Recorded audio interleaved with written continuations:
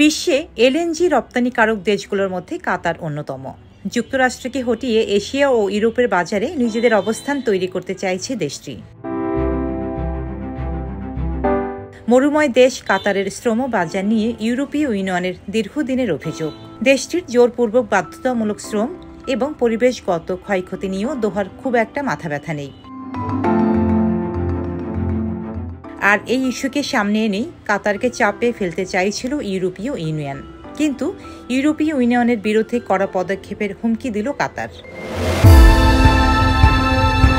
The financial টাইমসকে দেয়া এক সাক্ষাৎকারে কাতারের জ্বালানি মন্ত্রী সাদ আল কাবি বলেন, ইউরোপীয় ইউনিয়নভুক্ত দেশগুলো যদি এ নিয়ে তার দেশের উপর চড়াও হয় তাহলে গ্রুপটির কাছে গ্যাস বিক্রি বন্ধ করে দেয়া হবে। ইউরোপীয় ইউনিয়ন বলছে সেখানে ব্যবসা করতে হলে এসব নিয়ম মানতে হবে, না হলে দিতে হবে জরিমানা।